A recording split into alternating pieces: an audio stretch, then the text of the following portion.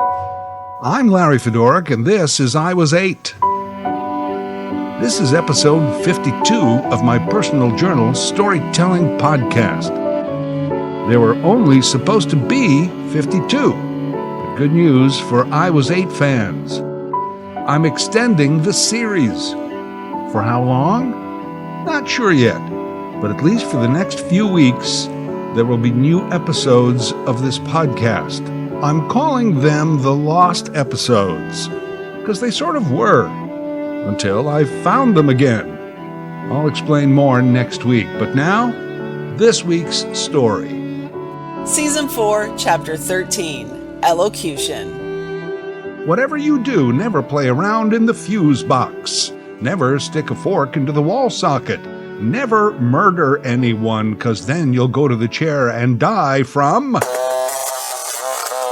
elocution. Obviously, I mean electrocution, but I thought I'd get that cheap joke out of the way right off the top, because when we were kids, electrocution is what we called elocution class in school. Hey, what's your topic for electrocution class? Bah. Yeah, we were smart, cute, and hilarious.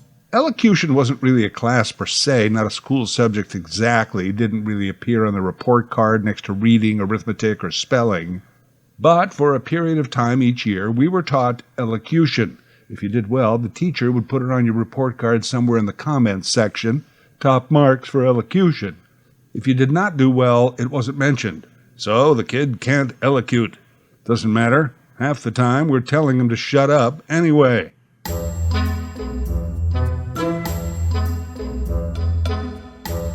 Elocution was basically a speech contest. Yeah, we were taught clear and concise speech, but then we had to make a speech. 5 minutes or so, topic of your choice. That in itself was fine, but somewhere along the line, the educators decided to play these goofballs off against each other. Teacher would pick the top speech and runner-up from each class. Those two then went on to the division playoff. Divisions were grades 1 to 3, 4 to 6, 7 to 9, and 10 to 12. Follow me here.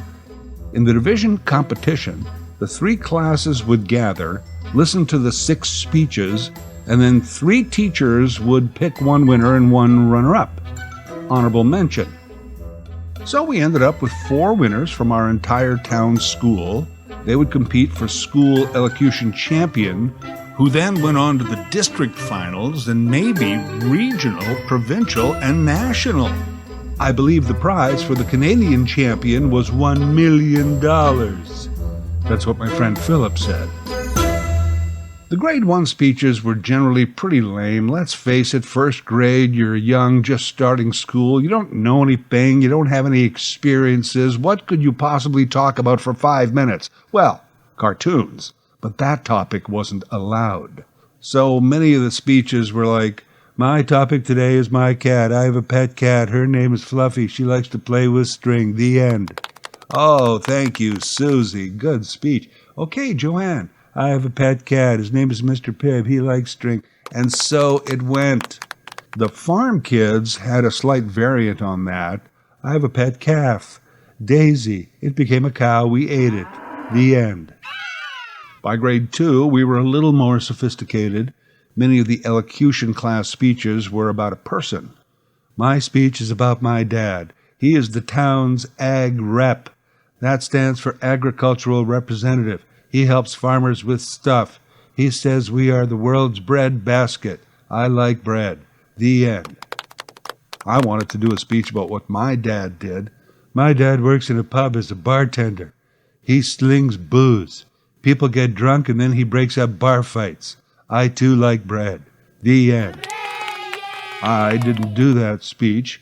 Mom said it was great to be proud of Dad's job, but I should find another topic. She suggested I explain larvae, which I did. I didn't win. Connie Drake won our grade that year with a speech about her uncle who used to play for the Winnipeg Blue Bombers. Football versus larvae. No contest. The town champion was almost always a high schooler who did a speech about Remembrance Day or what Canada means to me. I don't believe a pet cat story ever won anything. By third grade, I was 8, and more was expected for elocution at our mature age.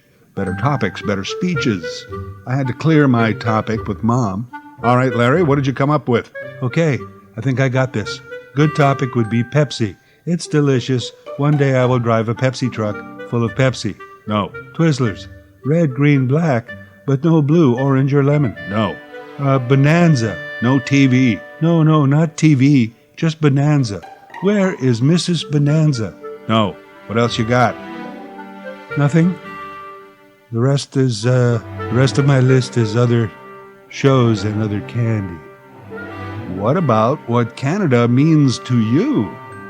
Yeah, but you said no TV or candy. So then Mom said, well, your nose is always in that funny riddles and rhymes book that we bought you. Maybe there's something in there. Ah, sure. I could do 5 minutes of riddles. I almost got the book memorized already. Okay. What bus can cross the ocean? Columbus. How do we know Mr. Jones stole the pork? The pig squealed. Mom, this is going to be great. Why is the policeman... No. Maybe one of the rhymes from the back of the book. Riddles and rhymes? Oh, never got to the back of the book. Seemed too much like reading. I only know the riddles. Well, we went to the back of the book and found this comical rhyme called O'Grady's Goat Done That. But Mom, that's not a speech. It's a recitation, and those are allowed. Mom, no one does recitations. Recitation, and you'll be the first. All right. I had to memorize this thing. Each verse had 4 lines, 6 verses. I was 8. This is going to be hard. Verse 1. O'Grady lived in Shanty Row, but the neighbors often said they wished that Tim would move away and that his goat were dead. He kept the neighborhood in fear. He was an awful brat. When trouble came, all said the same. O'Grady's goat done that. Second verse, the crazy goat ruined a picnic. Third verse, ate some clothes off a clothesline. Fourth verse, butted this woman into a tub of water. Fifth verse, accidentally blew up some dynamite. Oh, this is going to be good. Then the big closer. Night after night, I memorized and practiced and rehearsed it in front of my mother. She also choreographed it. Told me when to wave my arms, shake my fist in the air, ooh, that darn goat, and make a head-butting motion like a goat would. I had to memorize all the moves, too. The day of the class speech came. Usually, teacher called us up alphabetically, but that day was random. I was last. I thought maybe I wasn't going to be called up because the teacher found out I was doing a renovation instead of a speech. Gladys Gorwicki finished her talk about what Canada means to her. Oh, Gladys thinks she's in high school with her big speech. And then just Larry. Come on up, Larry, it's your turn. Could I even do this? No, I can't. But yes, I have to. I walked up to the front, legs like rubber, sweating like a flu patient, and I don't know what happened, but I just started. I even kind of affected a voice and an accent. I waved my arms, I shook my fist, and just, well, nailed it. Thunderous laughter and applause. Teacher called recess. On the playground, I was mob. I was the Beatles. That was so good. That was so funny. Yay, Larry. The bell rang back in class. Teacher announced the year's winners. Runner-up, Gladys Gorwicki. And this year's grade 3 class elocution champion, Larry Fedorak. I did it. That night at dinner, there were big congratulations. Does this mean we're having cake? No. But why don't you go to the freezer and get yourself a popsicle as a treat? Well, okay, it's January. And are they still the Kool-Aid popsicles you made in the ice cube tray last August? Yes. I'll pass. In a week, I had the division playoffs, which means me and Gladys up against 2 grade 2s and 2 grade 1s for the title of grade division finalist. Mom made me rehearse more, even though I told her I got this. On playoff day, the grade 1s were up first. Yeah, great cat stories, yay. Grade 2s, Blah, blah, blah, who cares? Then Gladys Kennedy, yakety yak. and once again I closed the show. Same reaction, screams and laughter. Recess, I'm mobbed. How about that goat, huh, kids? You know what I'm talking about? Bell, back in class. Teacher, runner-up. Gladys Gorwicki. And the grades 1 to 3 champion, Larry Fedoruk. Hey, up yours, Gladys. I win. I'm number 1. We are the champions, my friend. Okay, that song wasn't written yet, but that was the feeling. What a day. Even though later, still no cake. In 2 weeks, the school championship, not even during school, but a Tuesday evening in the high school gymnasium. 4 speakers. There were sets of parents, grandparents, uncles, aunts, other kids, all of the teachers. Standing room only. I had to wear one of my good shirts. This must be what it's like being on Ed Sullivan. We drew numbers for order of appearance. I got number 4, again, closing the show. Number 1 was a grade 6 kid, Anton LeClaire. Talked about a chemistry set that he got for Christmas and how without chemistry we'd all die. Then a grade 12 girl, Ruthie Moobs, about why we celebrate Labor Day. Labor Day, never heard of it, sounds made up. Then a grade 8 kid, Eugene Speckle, about the first Prime Minister of Canada, John something, I can't remember. And now, ladies and gentlemen, let's give a big Ed Sullivan Theater welcome to the star of the show. Anyway, once again, just nailed it. I'd added a few extra fist pumps and even a couple of leg kicks. By the time I got to the last verse, I had to shout over the laughter. Mike Doyle was courting Biddy O'Toole, a pretty little miss. As they were standing at the gate ready for a kiss, they jammed together like 2 cars and smashed their noses flat.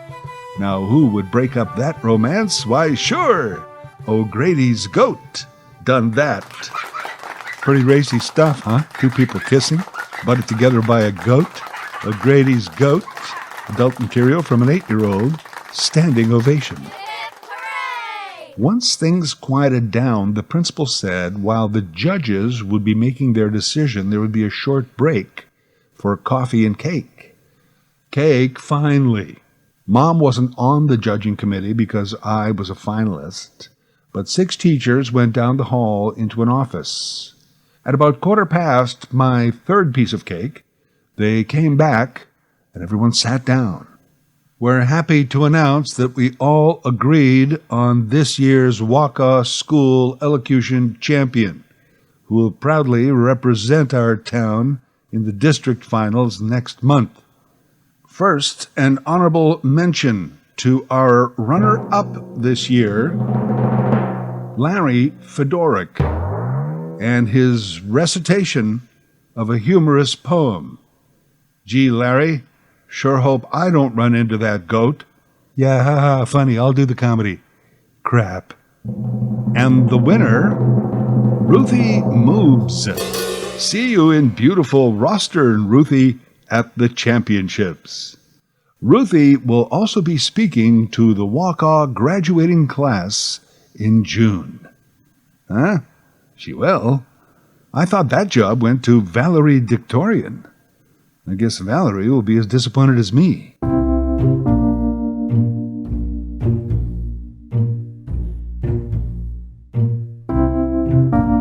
Yeah, I was pretty disappointed. I know there was cake. But I really thought I was going to win the whole thing. A grade 3 had never won it all. That night at home, Mom said I probably did win it all, but they just weren't brave enough to award the elocution prize to something that was so different.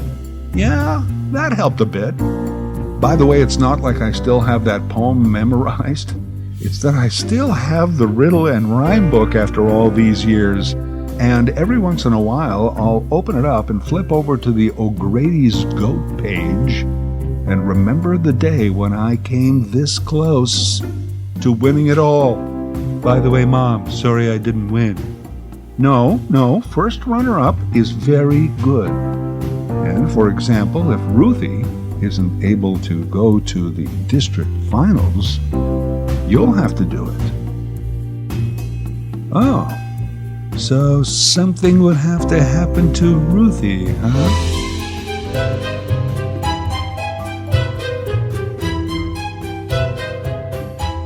I Was 8 is a weekly storytelling podcast written, produced, and voiced by Larry Fedoruk. A new episode every Thursday on all major platforms or Larry's I Was 8 YouTube channel. Tell a friend about his podcast and reach out to Larry Fedoruk, that's Fedoruk, at LarryFedoruk37@gmail.com.